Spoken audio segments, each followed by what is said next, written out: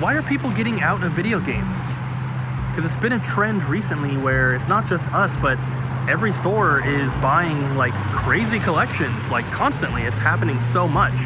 And so I thought that it'd be an interesting topic to explore and kind of figure out why it's happening. But also, I don't think that it's like the, you know, a sky is falling type situation for resellers or game stores. I also don't think that there's any sort of retro gaming bubble that is bursting or is going to burst. I think everything's kind of related, so we're going to talk about all that today, but it's just so nice out here. It was like 95 degrees yesterday. It's going to be really hot again today, so I had to start outside in the beautiful sun, because it's something that we don't get to see a lot on this channel. But that's fine, I guess. How many of you guys want to look at the sun and the grass and the trees when you have video games to look at? And there is such awesome stuff in here.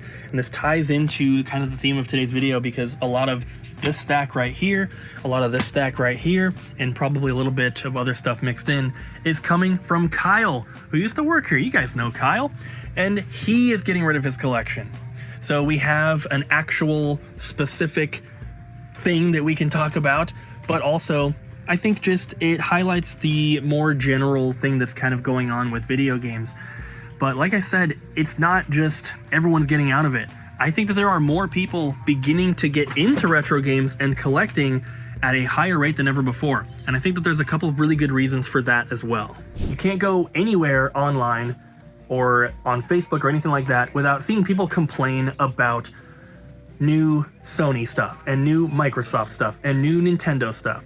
People are complaining about the Switch 2. They're saying that it's underpowered, it's terrible, the games suck, whatever it is, even though it's like one of the best-selling consoles that they've ever had. But people, in general, seem to be kind of down about newer gaming stuff. Whether that is specific companies that just microtransaction the crap out of everyone, or it's places releasing unfinished games, or just rehashing the same stuff over and over, whatever it is, people are a little bit upset with current gaming. And so when you go back to retro games, they're the same as they were when you remembered them, right? They're awesome. Everyone loves retro games. Even if you're not a huge retro game player, you probably still have some good nostalgia for like old Mario games or Zelda or whatever it is. Everyone remembers video games from their childhood fondly. And so going back to something like that, for some people, is a little bit easier than, you know, having to build a gaming PC that's $5,000 or whatever, or buying a new console that is hard to find because scalpers buy them all up and, you know, whatever it is.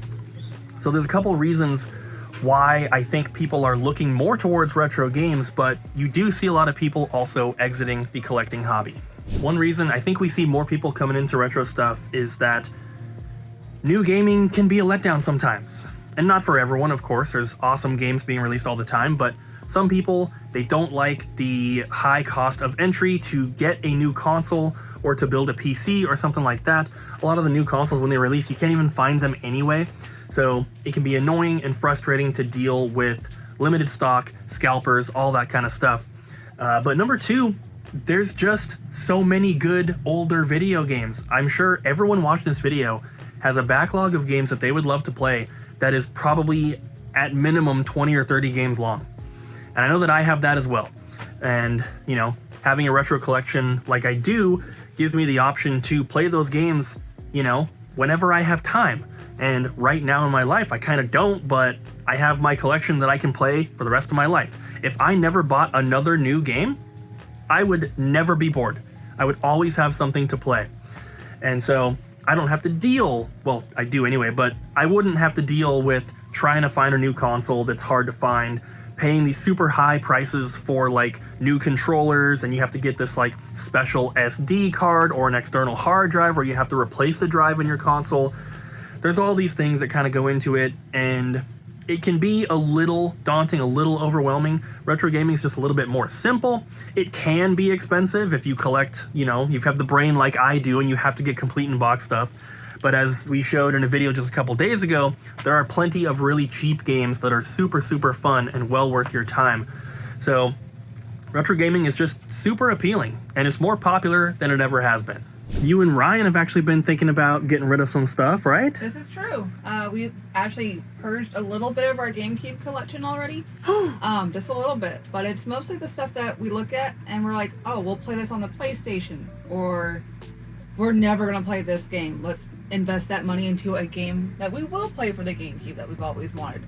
So we're kind of adjusting our collection a little bit and putting it into other things that we've always wanted for our collection. So you're not like, obviously you're not getting out of video games, not but at all. you're making some changes, and because you guys haven't like sold a lot of stuff from your collection in the past. This is true. We've held on to like a lot of stuff. Yeah. We have like duplicates of consoles that we don't need, just 'cause we've held on to everything. But we're kind of going through and kind of cleaning it up. You said also maybe due to space a little bit. Yeah.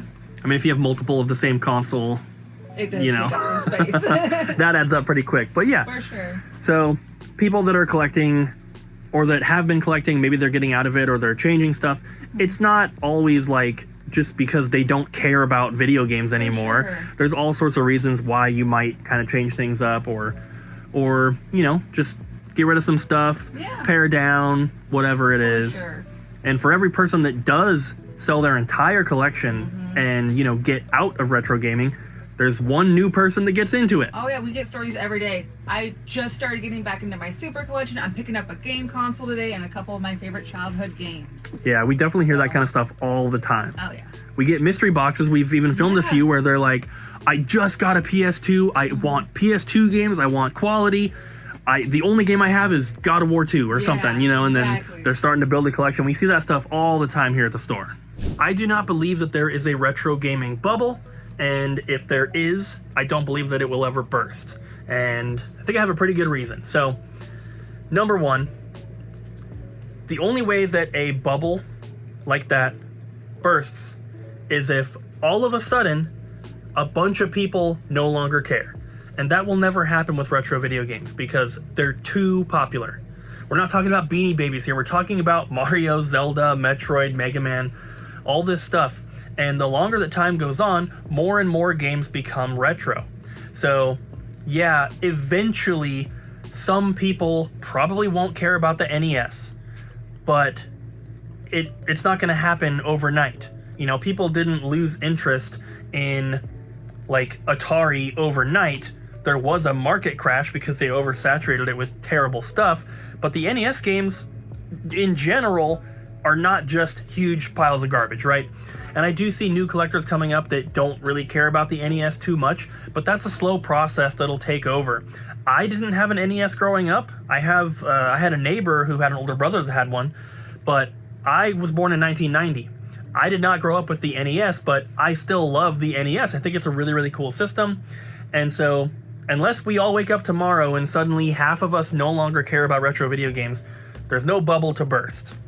Also, I hear from a lot of people, especially in Facebook groups, for collecting, they're like, oh, I can't wait for this retro gaming bubble to burst and for all the prices to go back down to nothing so I can buy all the stuff that I want.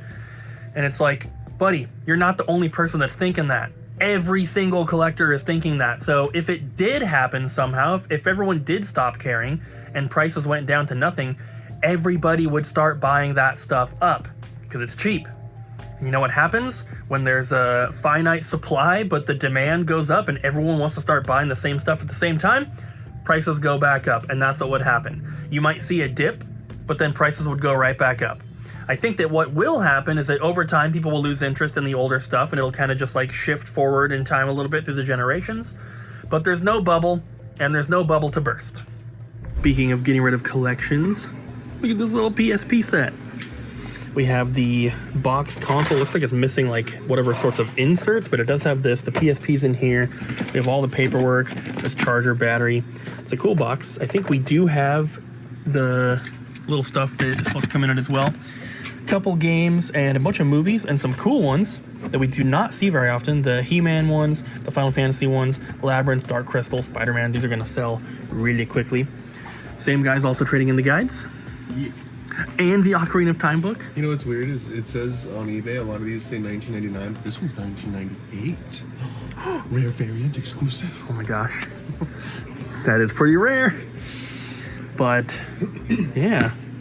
So we do get little collections all the time, constantly. This stuff is part of it as well. This is from a dude who, I don't know if we call him a regular, but he's been in a few times getting rid of some stuff, but he's not getting rid of everything because he's looking at Switch games and other stuff. So just another situation where he's kind of just like paring down, refocusing, stuff like that. But I like to see it, especially this book. That is so cool. I was telling Bobby that we should save that for the new store, because we have boxed copies of Ocarina as well. We have the collector's one and the standard one, and we could put them in the glass case together. And we have like a little Ocarina of Time figure that we've been saving too. We could make like a tiny little Zelda shrine just for Ocarina of Time, where it's all for sale. Little shadow box with lights, and Yeah. when you open the box, so someone wants to get to it, it goes. "Da-da-da-da." That is a cool book though. Looks like we got some other cool guides in here as well. Another upside down, but yeah, you get the drift. I think Ariel's also working on a trade. Are ye? A trade? Yes. Yeah. Yes, me too. In 64? Yes. Heck yeah. He, as soon as he walked up, he said, I think I bought all of these from you guys, or most of these. What? And I do recognize this Super Mario 64. No, you don't. No, I don't. But, so, I'm entering them. We love 64. We're always taking 64. You know it. And I feel like we either have too many 64 games or not enough 64 games. That is Anna and Monica's stuff, you little peeper. Another trade? Yeah. A sealed Death Stranding PS4? I think they got that from us. It is sealed. That's pretty cool. Well, it's not going to be sealed anymore if you peel the sticker off of it. But I want to play it. And I want to hold the baby. Matthew placed a mystery box order for $200, and all he wants is Game Boy, Game Boy Color, and Game Boy Advance. He wants loose cartridges and quality. And I would like Ryan to pull it. Me? Yeah. Are you filming? So You're the biggest Game Boy fan. Am I? Yeah. I don't know. I think you're bigger. Out of than me. everyone here, But you're big. who's a bigger Game Boy fan than I you? think you like Sega. I'm Game Gear guy. Yeah, I think Ryan Close likes enough. All right, I guess I can. All right, looking at the Game Boy original, I was looking at this Operation C, I should say, because I actually grew up with this game and I've actually beaten it. So this is going in your mystery box. And I just noticed another one from my childhood. It's not like a quality game. Well, I would call it a quality game, but it is a cheaper game, but I'm throwing this in. You have to play this. It's Radar Mission, but it plays like Battleship, and there's little animated characters and stuff. It's really cool. All right, for Game Boy Color, this is playable in the original Game Boy, but it has color in it. I'm a big Mega Man X fan, and Mega Man Extreme is close enough. Bam. All right, looking at the advanced games now, and I am eyeing Donkey Kong Country 2, one of the best super games that you can get on the advance. And then Dr. Mario and Puzzle League, 2 for 1. How can you beat that? You can't. All right, add these two to the stack that I already got going, and I have 2 more that you could choose from. oh, yeah. These just came in. Okay. Gotta go with the, oh, I can't see. Wario Land 3. Good choice. Of course. So, Bam. Looking good so far. how much is that one? So that was 30. So that brings it to 201. So we've hit the price point. So now you got to pick out another like $20, 15 to $20 worth of stuff to put in for free.